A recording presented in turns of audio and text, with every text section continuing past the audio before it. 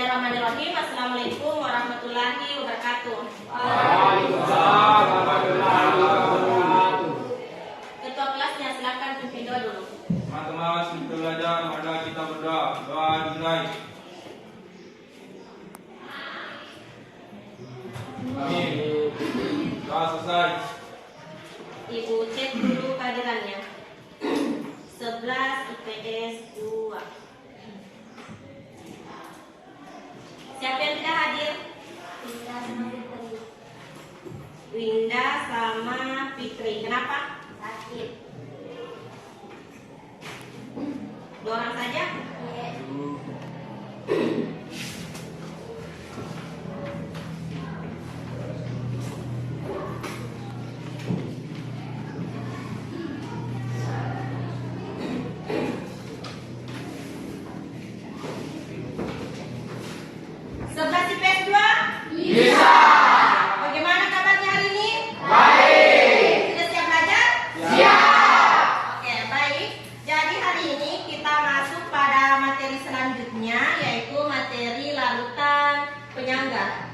Silakan buka buku paketnya halaman 183 bab 7 larutan penyangga.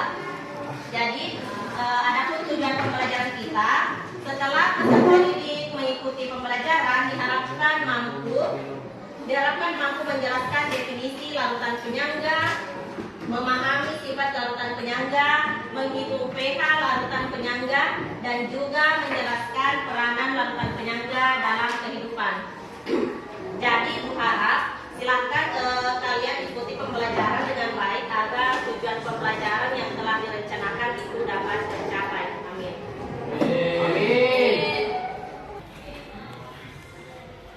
Larutan penyangga.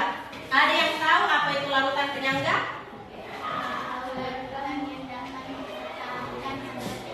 Oke, jadi larutan penyangga adalah larutan yang dapat mempertahankan pH walaupun ditambah sedikit asam, basa, ataupun air. Pengenceran itu tidak akan merubah pH.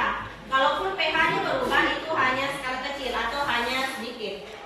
Nah, pada larutan penyangga itu ada beberapa sifat. Ada 2 sifat, larutan penyangga asam lemah dengan basa konjugasinya dan larutan penyangga basa lemah dengan asam konjugasinya.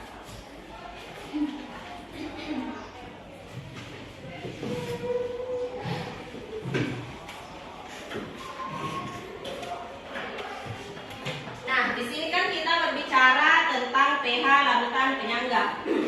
Untuk mencari pH itu ada rumusnya.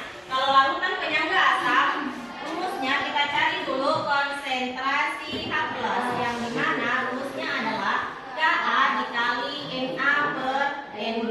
Bisa dilihat di buku paketnya, Ka itu apa, Na apa, dan Ng itu apa keterangannya.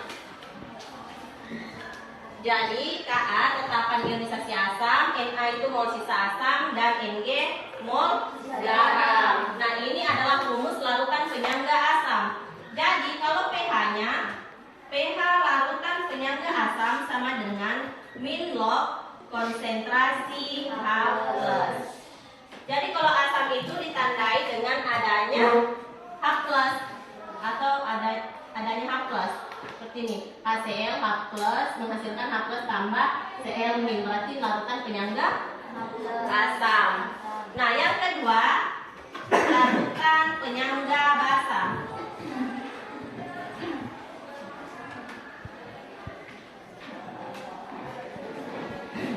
Kalau larutan penyangga basa itu ditandai dengan adanya OH-. Rumusnya konsentrasi OH- sama dengan Kb dikali Nb per Ng. Kb tetapan ionisasi basa, Nb mol sisa basa, dan Ng mol garam. Nah, kalau untuk mencari pH larutan penyangga basa itu rumusnya pOH dulu. pOH sama dengan min log konsentrasi OH-. Nah, pH-nya sama dengan 14 kurang pOH.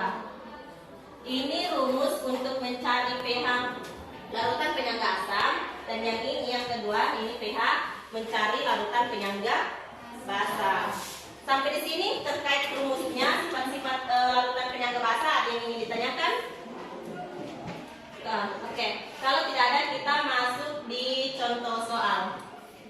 Silahkan perhatikan contoh soal halaman 192. Itulah tadi materi lautan penyangga yang telah Ibu jelaskan. Sekarang Ibu mau satu orang menyimpulkan materi pembelajaran hari ini. Ada yang bisa? Satu orang angkat tangan. Kalau tidak ada yang mau, Ibu yang tunjuk. Ya, Nesa, kesimpulan materi pembelajaran hari ini. Larutan penyangga adalah larutan yang dapat mempertahankan harga pH, dan larutan penyangga memiliki dua jenis sifat, yaitu satu, larutan penyangga asam lemak dan basa konjugasinya, dan larutan penyangga basa lemak dan asam konjugasinya. Sedangkan rumusnya untuk larutan penyangga, rumusnya adalah konsentrasi H+ sama dengan Ka kali Na per Mg, sedangkan pH-nya adalah log konsentrasi H+.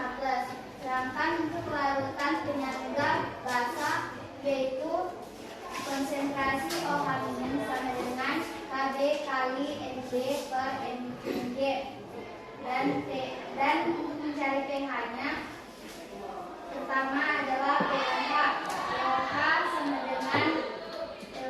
dengan min log OH-, dan pH sama dengan 14 kurang OH-. Oke, jadi itu kesimpulan yang telah disampaikan oleh temannya. Tepuk tangan dulu untuk Nesa.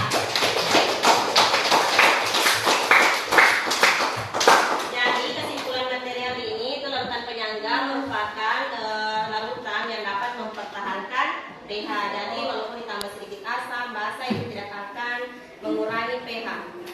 Dan juga ada beberapa sifatnya, itu ada dua, larutan penyangga asam dengan basa konjugasinya, dan larutan penyangga basa dengan asam konjugasinya.